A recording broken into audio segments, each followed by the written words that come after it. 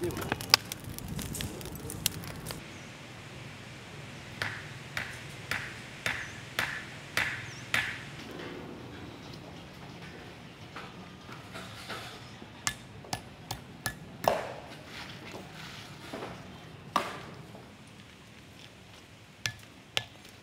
En fait, ici, il s'agit d'un minerai de fer, donc le Klondike, qui vient du Klondike.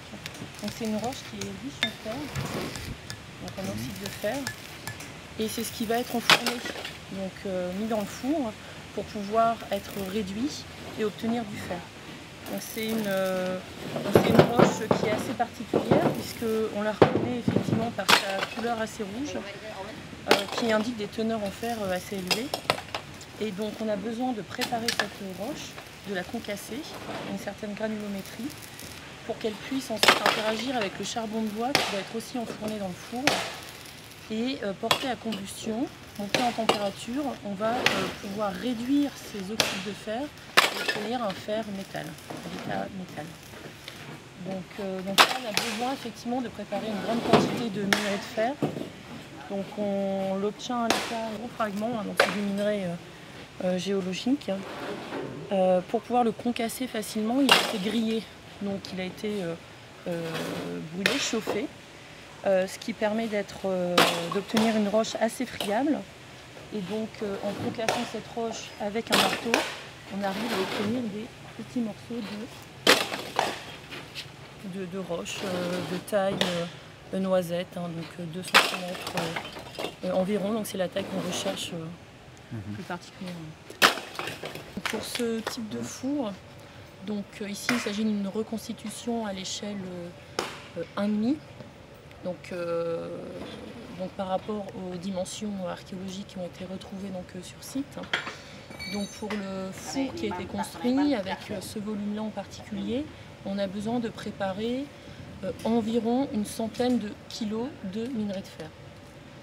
Donc une centaine de kilos de minerai de fer qui va être enfourné et qui va être réduit pendant une durée de 6-7 heures. Et on espère obtenir une masse métallique d'une trentaine de kilos environ, à partir de 100 kg de minerai de fer.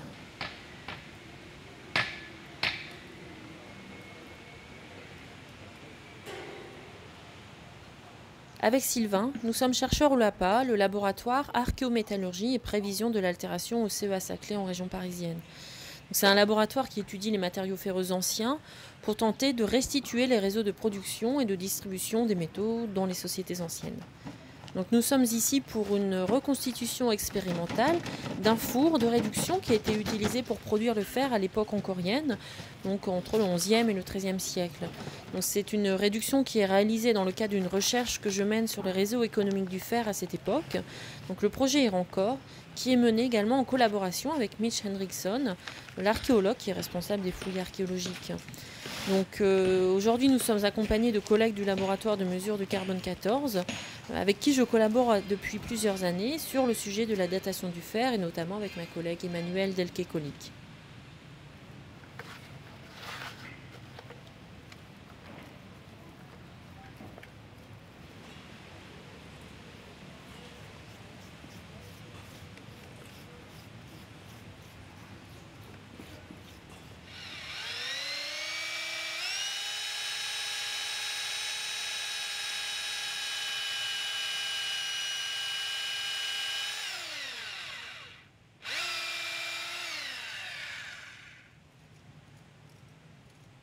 Ça, ce sont des tubes en céramique pour protéger nos thermomètres.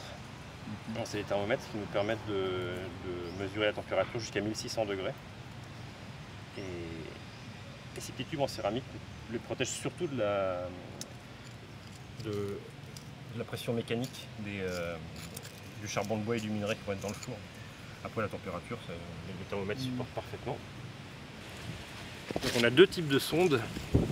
Cette sonde-là, c'est une sonde de type S, qui permet de monter à 1600 degrés, donc on va la placer en bas là où les températures seront les plus élevées. On ne va pas atteindre les 1600 degrés, mais au moins c'est une sécurité. Et celui-là c'est un type K qui résiste à 1300 degrés. Donc en haut on n'arrivera pas du tout à cette température-là. Et on pourra mesurer exactement les températures tout au long.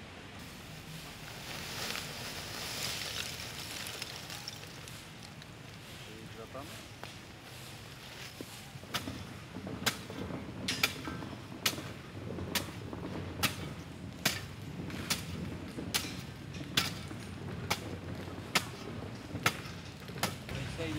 les retailler à peu près comme nous quand on fait un barbecue de cette taille. Pour après faire un lit de charbon, un lit de fer, un lit de charbon, un lit de fer. Voilà, on s'amuse bien.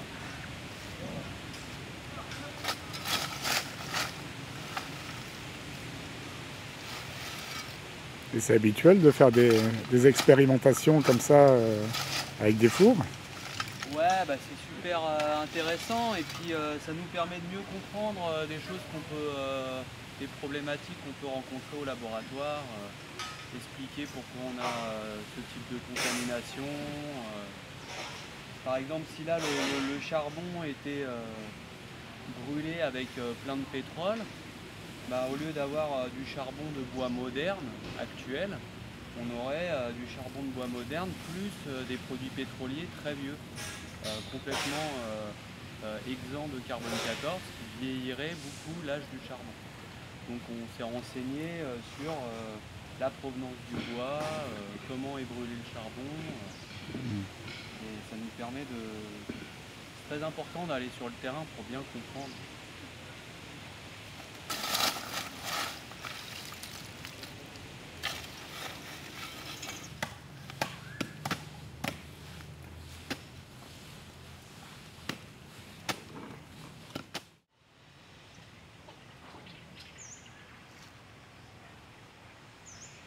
Alors, je suis en train d'installer les 10 tuyères sur le côté du four. C'est par ici que l'air va être impulsé dans le fourneau. Ça va me permettre de contrôler la température et de monter à plus de 1300 degrés, la température qui est nécessaire pour bien réduire le minerai.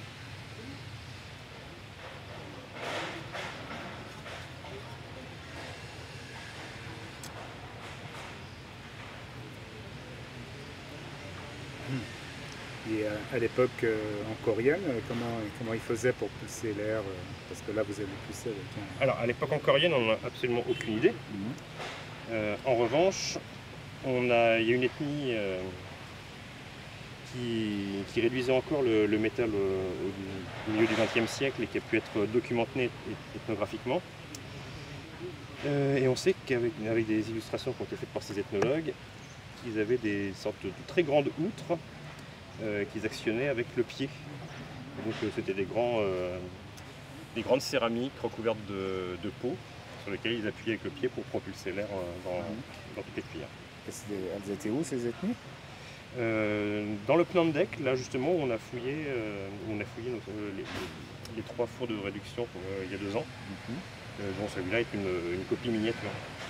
Donc en fait, c'est là où je voulais en venir, c'est que ce four-là est un four hybride entre un four Khmer et un four Kouï de cette ethnie du plan de deck. Sachant que la superstructure, on l'a pas retrouvée archéologiquement. En revanche, sur le site, on retrouve énormément de ces tuyères fragmentées, donc on sait qu'il y avait ces batteries de tuyères. Alors, chez les Kouï, je crois que il y a 24 tuyères de chaque côté. Pour la période Khmer, on n'en a absolument aucune idée parce qu'on n'a jamais retrouvé les tuyères en place. Donc là, comme c'est un four miniature, on en a mis 10 de chaque côté seulement, et c'est bien suffisant. En tout cas pour moi. Je suppose que les fours que vous avez trouvés au Phnom Penh, c'était des fours permanents, ils ne les refaisaient pas à chaque fois. Ah si, c'est les fours qui sont connus pour ça. À la fin, c'est assez impressionnant, donc si on arrive à le faire demain soir, ça sera très bien. Les fours sont accrochés sur les côtés et les murs sont cassés et s'effondrent de chaque côté pour aller récupérer la masse au milieu. Et donc c'est des fours qui sont systématiquement détruits. Ah, d'accord. Là c'est à l'échelle 1/4, on va mettre à peu près 120 kg de minerai à l'intérieur. Donc avec un peu de chance, on va avoir une masse d'une trentaine, quarantaine de kilos. Donc il faut imaginer ça multiplié par 4. Donc effectivement, ça doit être des masses qui doivent faire quasiment plus d'une centaine de kilos, entre 100 et 150 kg de métal qui sort en une fois. Donc ça commence à devenir rentable. Parce que le fer, quand même, la chose qui est la plus remarquable sur le fer, c'est que ça n'existe pas à l'état métallique sur Terre. Oui, oui. Le seul état métallique sur Terre, c'est sous forme extraterrestre, c'est les météorites. Et c'est les seuls moments où on peut trouver du fer métallique sur Terre naturelle. Sinon, c'est uniquement sous forme d'oxyde, parce que dans le contexte très chargé en eau et surtout en oxygène, le fer est stable sous ces formes d'oxyde. Ouais. Donc l'homme se bat pour réduire les oxydes de fer pour faire du fer, et le fer, il a une seule envie, c'est de rouiller et de revenir un oxyde. Donc, c'est bon. C'est une argile qui vient des briqueteries de construction actuelles aux alentours de Siem Reap. Alors, par contre, c'est de l'argile pure, donc c'est une argile qui est très plastique, qui résiste assez peu à la chaleur, et qu'il faut vraiment beaucoup charger en sable pour la rendre un peu réfractaire. Sinon on aurait un four qui coulerait dès qu'on monterait en température. Donc là, comme je suis en train de fixer les tuyères, il faut une argile qui soit particulièrement réfractaire, parce que c'est là où il y aura toutes les températures les plus élevées. On arrivera vraiment à 1300 degrés aux alentours des tuyères. Il faut vraiment s'assurer que ça tienne. Et c'est le même argile que les fours à céramique? C'est le même argile que pour le four à céramique, exactement. Ouais. Eux, ils ont mis beaucoup de sonds de riz à l'intérieur, de fibres végétales, qui permet en fait, au séchage à l'argile de moins se rétracter, de faire moins de fissures pendant le séchage. Nous, c'est pas trop la problématique, parce qu'on là, je pense combler des zones très fraîches. Oui, le sable aussi.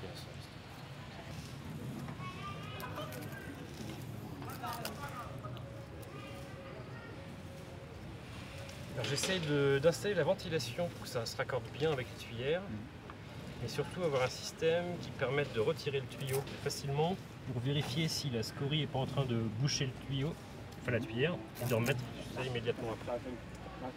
Donc les systèmes de briques, ça permet déjà d'avoir sa main dessus, de le retirer facilement et de le remettre facilement. C'est breveté? Je vais tout breveter. Je suis assez content de moi, je vous avoue. Et qui a pensé à ce système? Ça, c'est moi qui avais fait un plan, mais qui était complètement théorique. C'était des VMC que j'avais mis, et ils n'avaient pas le modèle de VMC ici, donc ils ont opté pour les sèche-cheveux. Et en fait, c'est un système encore mieux. Donc c'est parfait. Par contre, ils sont un peu trop puissants pour le four, donc on a un système pour les passer de 220 à 110 pour pouvoir baisser la vitesse de rotation des ventilateurs. Et on verra, peut-être qu'on remettra encore un autre transformateur pour passer en 55 et avoir encore moins de puissance. C'est justement les premiers tests que je vais faire demain matin. Donc ce que l'on peut voir ici, c'est un four de réduction de fer qui permet d'obtenir du métal fer à partir d'un minerai de fer qu'on peut voir ici. Donc plus précisément, il s'agit d'une reconstitution expérimentale, c'est-à-dire un four construit en dimension réduite. Il a été construit par rapport aux données archéologiques, donc par rapport aux données qui ont été retrouvées sur le terrain. Donc le four, on peut voir ici le four, au sein duquel vont être enfournés à la fois du minerai de fer et du charbon de bois. On va porter tout ça en combustion, on va chauffer l'intérieur du four pendant une dizaine d'heures. Et au fur et à mesure de la combustion du charbon de bois et de la réduction des minerais de fer, qui sont des roches très riches en fer, on va produire une masse de métal fer à la base du fourneau. Et au cours de cette réduction, on va pouvoir dissocier des éléments non oxydés du minerai de fer. Et c'est ce qu'on appelle donc les scories de la chaîne opératoire. Et une partie de ces déchets vont s'évacuer à la base du fourneau, donc dans la fosse d'évacuation. Donc ces reconstitutions expérimentales sont réalisées dans le cadre de deux projets, donc le projet Irancor et le projet INDAP. Et ils nous servent plus précisément à comprendre la manière dont était produit le fer à l'époque ancorienne.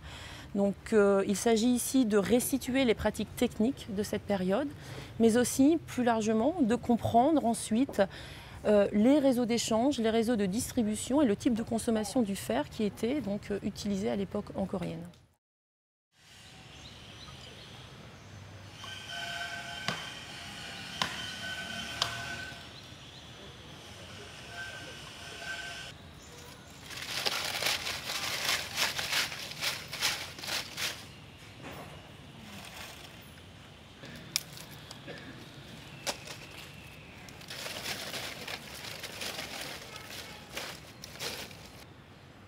commencer à 9h pile.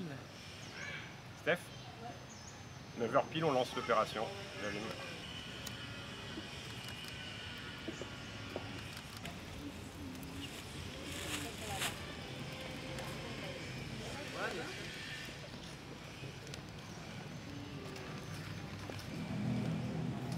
Iron is like this.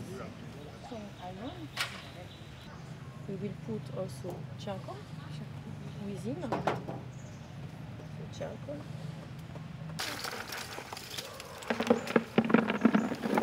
I will show you.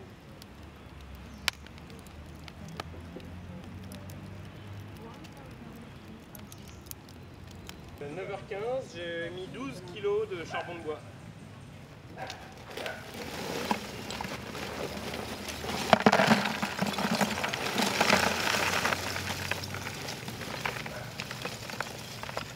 Alors on sait qu'un seau comme ça, c'est exactement 6 kg de charbon. Donc à chaque fois, tous les 15 minutes, on va mettre 6 kg de charbon et 3 kg de minerai.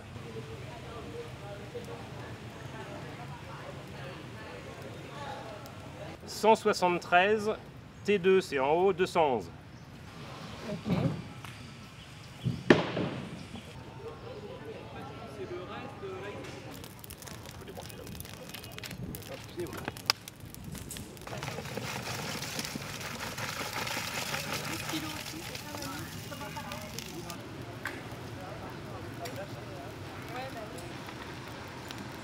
Je me mets en main inversée.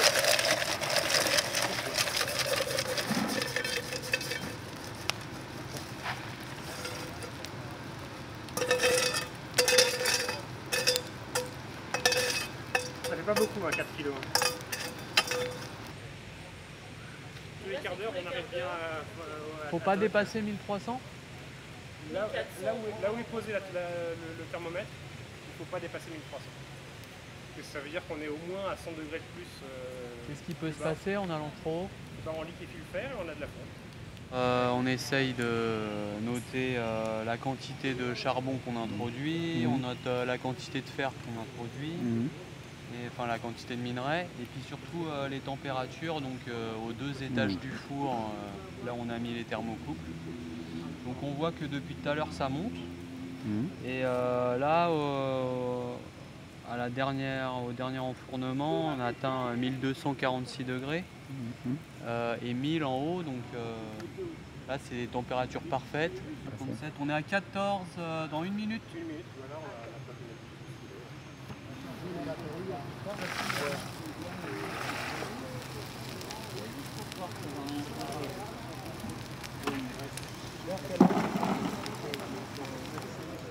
Non, mais on laisse comme ça. Ça se passe comme prévu. C'est parfait. Tout se passe comme prévu, Voilà. c'est même étonnamment stable et rassurant. Il faut que ça tienne encore 5-6 heures, mais Un peu en plus. bonne opération. Ouais, Voilà, avec Emmanuel, nous on est spécialiste de la datation au carbone 14. On travaille au LMC 14 à Saclay, en France. Et donc c'est un instrument national appartenant à différents partenaires. Donc il y a le CEA, le CNRS, l'IRD, l'IRSN et le ministère de la Culture. C'est une plateforme nationale qui a une partie recherche et une partie entre guillemets service pour faire des datations à toute la communauté scientifique. Et dans ce laboratoire, donc, nous dosons le carbone 14 dans différents types d'échantillons pour différentes applications, comme l'environnement, l'archéologie, le patrimoine. Et avec donc Stéphanie Leroy, nous collaborons sur la datation des aciers Khmer, donc entre le 9e et le 14e siècle. Le carbone dans les aciers vient de la réduction du minerai de fer, donc au moment vraiment de l'élaboration du matériau. Et il provient du charbon qui est utilisé comme combustible pour justement réduire ce minerai de fer. Donc le carbone du charbon va diffuser dans le matériau acier, va s'intégrer à ce matériau. Et c'est pour cette raison qu'ensuite, eh bien, on en l'extrayant, on va pouvoir dater le matériau lui-même. Mais il y a un gros travail du LAPA, donc Laboratoire des archéomatériaux, sur l'étude de l'échantillon qu'on va dater en fait. Donc il y a tout d'abord une préparation physique avec un polissage, un nettoyage. Ensuite ils vont repérer le type d'inclusion qu'il y a dans le métal pour savoir si on a affaire à un seul minerai, peut-être à 2 provenances de minerais différentes, si on a des réutilisations d'anciens objets métalliques qui seraient refondus. Donc tout ça, ça se voit avec l'étude inclusionnaire et les différentes analyses que peuvent faire le LAPA. Et par ailleurs, en fait, dans un objet métallique, on ne va pas avoir la même quantité de carbone exactement partout. Et donc, le polissage et les repérages des zones les plus carburées au MEB, au microscope électronique à balayage, est très importante parce qu'ils vont pouvoir prélever là où il y a un peu plus de carbone. Et nous, on va pouvoir extraire des échantillons assez conséquents, donc autour entre 0,5 et 1 mg de carbone pour avoir des datations correctes sur l'accélérateur. Les échantillons vont être découpés. On va faire une coupe que l'on va polir de façon très très fine, très régulière. Et ensuite, on va faire une légère attaque acide de façon à bien nettoyer l'échantillon, la surface de l'échantillon. Mais également, on va faire apparaître avec cette attaque acide les zones les plus carburées, donc celles qui contiennent le plus de carbone. Et du coup, c'est dans ces zones-là, dans ces zones fortement carburées, qu'on va pouvoir aller prélever grâce à un forêt, hein, donc avec une perceuse. On va faire des trous entre 2 et 3 mm de diamètre à peu près sur 2 ou 3 mm de hauteur, hein, selon la place qu'on a et les zones carburées dont on dispose sur l'échantillon. Et ensuite, avec cette poudre d'acier dont on dispose, on va faire une combustion de cette poudre de façon à en extraire le carbone sous forme de dioxyde de carbone, de gaz carbonique. Donc on va enfermer cette poudre d'acier dans un tube en quartz avec de l'oxyde de cuivre. L'oxyde de cuivre va apporter l'oxygène à l'acier de façon à former avec le carbone de l'acier donc ce fameux dioxyde de carbone. Le dioxyde de carbone va ensuite être récupéré dans des petites ampoules et on va réduire à nouveau ce dioxyde de carbone en carbone solide sous forme de graphite dont on va faire des pastilles. Et ce sont ces pastilles de graphite en fait qui vont entrer dans la source de notre accélérateur de façon à faire une date. On va bombarder ces pastilles de graphite avec un faisceau de césium de façon à en faire sortir un faisceau de carbone justement, un faisceau d'ion carbone moins qui dans son trajet donc dans l'accélérateur va se transformer en faisceau d'ion carbone plus et pourra être ensuite grâce à un système d'aimant être séparé en masse entre l'isotope 12 du carbone, l'isotope 13 du carbone et l'isotope 14 du carbone qui nous intéresse. On fera ensuite le rapport entre le carbone 14 présent dans l'échantillon et le carbone 12 dont qu'il contient. Et c'est grâce à cette proportion qu'on va pouvoir remonter à l'âge de l'échantillon, du coup à la date à laquelle le matériau fer, le matériau acier a été produit. Quand on date le carbone qui se met dans l'objet métallique, il provient du charbon et en fait, il provient d'un arbre. Nous, on va dater la coupe de l'arbre, en fait, du bois qui est utilisé. En fait, le carbone 14 commence à décroître à partir du moment où l'être vivant est mort. Donc nous, on va dater finalement la coupe de l'arbre. Donc c'est important de faire toute une étude pour savoir si c'était bien du bois jeune ou pas trop ancien qui était utilisé, parce que dans ce cas-là, on pourra avoir un décalage dans la date. Après, beaucoup d'études nous montrent que les gros arbres, et en particulier le chamboc qui est précieux, Le tronc était d'abord utilisé surtout pour des meubles ou pour les maisons et pas simplement pour faire du charbon. Donc ça serait des bouts plus petits de champ-de-bois comme les branches, etc. Ou des arbres plus jeunes qui seraient bien utilisés pour la fonte du minerai. Je regarde juste le temps. Bon, on a dépassé de 2 minutes, c'est bon. C'est dépassé ? Ouais.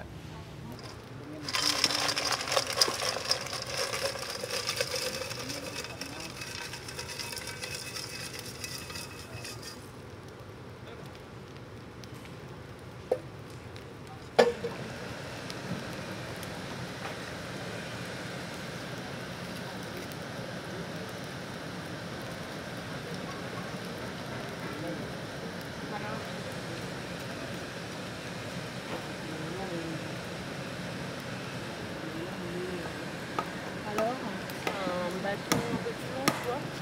Ouais, une tige de fer un peu plus longue.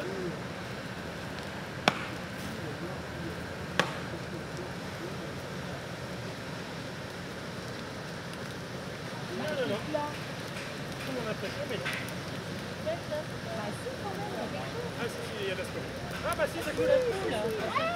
Hé, JP, viens vite, ça coule. Ouais, j'espère que c'est génial.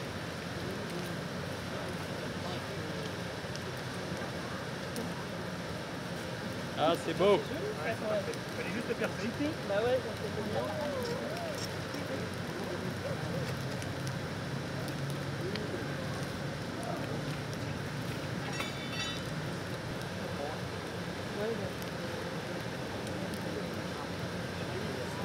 Fallait bien faire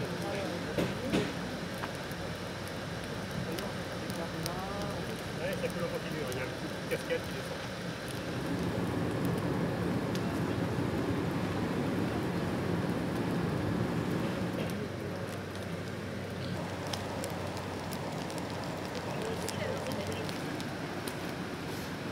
Fais gaffe, ça colle pas. Ouais, c'est cool.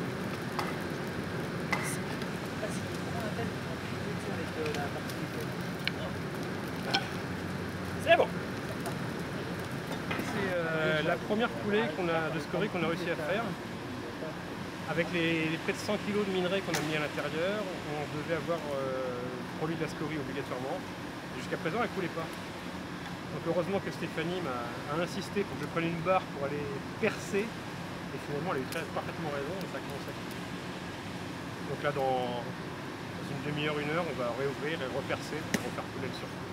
Donc il y a un bain de scorie qui doit se former au milieu. Alors l'intérêt d'évacuer la scorie, c'est aussi de libérer le métal de sa scorie pour avoir un métal plus dense et moins impur avec moins de mélange avec la scorie. Tout l'intérêt des fours à scorie écoulés, justement.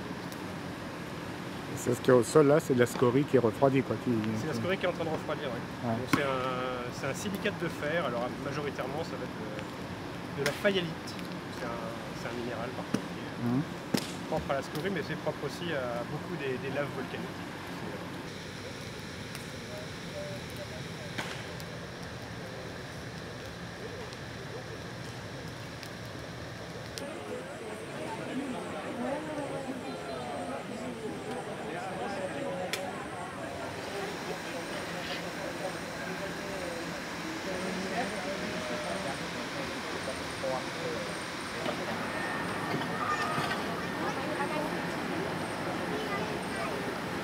Bon là j'ai un peu accéléré le processus.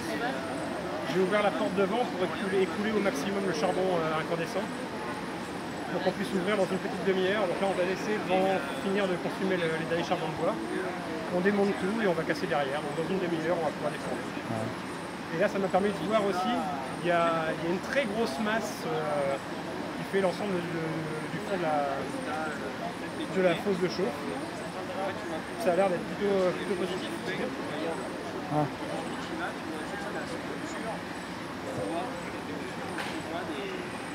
Bon, dans une demi-heure.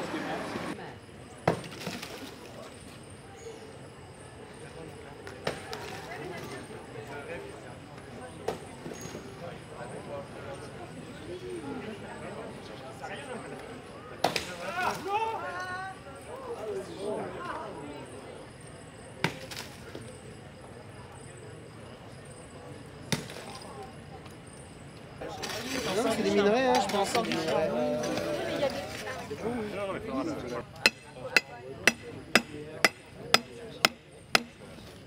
Ça bouge! Elle bouge!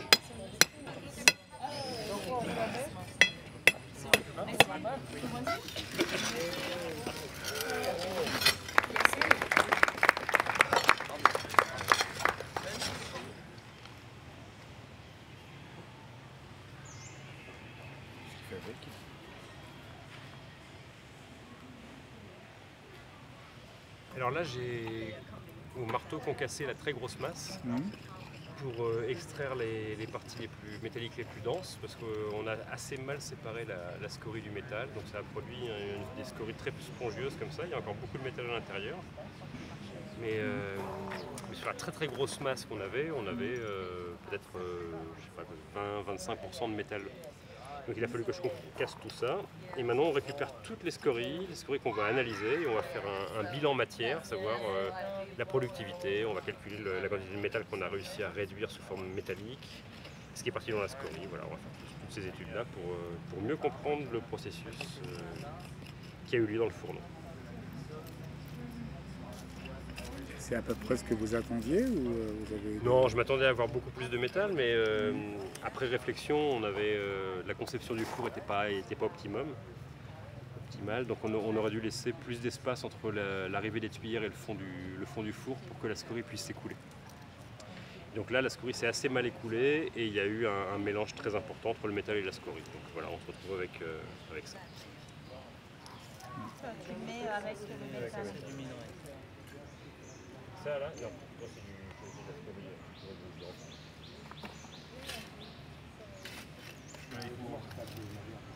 Non, puis il faut le souder, souder les parties. Qu'est-ce que vous cherchez? Donc là, on est en train de fouiller la fosse d'évacuation de la scorie donc qui correspondait finalement à l'entrée du four. Donc l'idée, c'est de récupérer tout le matériel en fait, qui a été produit lors de la réduction du fer. Donc de faire un tri pour différencier tout ce qui est scorie de particules métalliques. Et l'objectif final est de réussir à peser l'ensemble de la scorie produite pendant l'opération de réduction, l'ensemble des parties métalliques qui ont été produites également. Et donc pour ça, on a besoin de faire un tri au niveau de la fosse et au niveau aussi de tout ce qui était contenu dans le four. Donc là, je suis en train de faire finalement une fouille de la fosse expérimentale pour cette opération de réduction. Donc là, j'essaye de retrouver finalement la forme de la fosse initiale qui avait été faite pour effectivement permettre à la scorie de s'évacuer par la porte d'entrée du four. Alors après nettoyage quand même, on a des belles masses métalliques. Donc ici on voit toutes les petites particules de métal provenant du minerai qui sont agglomérées par coalescence au point le plus chaud du four. Donc on voit toutes ces petites cornes. Donc c'est du métal, je pourrais taper dessus. Alors c'est du métal qui est certainement assez faiblement carburé pour qu'il puisse se déformer comme ça au coup de marteau. S'il y avait plus de carbone, il aurait tendance à se casser. Voilà. C'est un très bon petit lopin de métal. Voilà, donc après les autres sont plus ou moins denses. Celui-ci est déjà bien dense aussi. Un peu ce modèle-là. Ce qui est assez intéressant, c'est que là on voit très bien toutes les petites billes métalliques qui sont venues s'agglomérer et qui font un peu comme si c'était une géode à l'intérieur. Il faut le mettre dans un foyer de forge, le réchauffer et le marteler pour que toutes les petites particules là viennent se souder les unes les autres et évacuer toutes les parties de charbon de bois et liquéfier et expulser toutes les parties de scorie qui restent encore à l'intérieur. On appelle ça l'épuration du métal.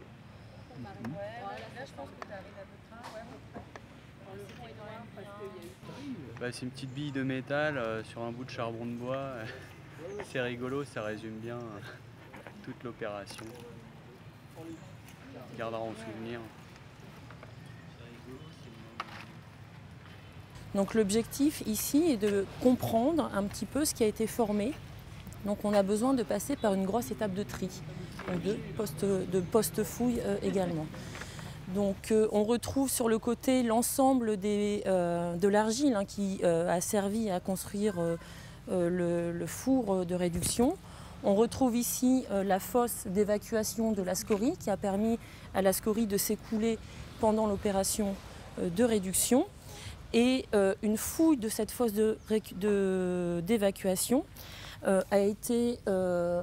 donc un tri a été effectué pour pouvoir récupérer ce type d'éléments, donc ces petites scories qui se sont écoulées lors de l'opération de réduction, mais aussi ces petits éléments métalliques qui correspondent à du minerai partiellement réduit.